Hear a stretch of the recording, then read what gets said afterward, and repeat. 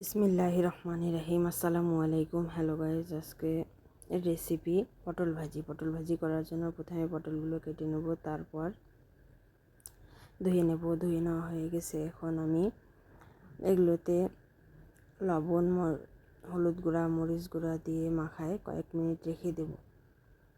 তারপর চুলার মধ্যে একটি ফ্রাই প্যান বসিয়ে তেল গরম হয়ে গেলে পটলগুলো দিয়ে দেব।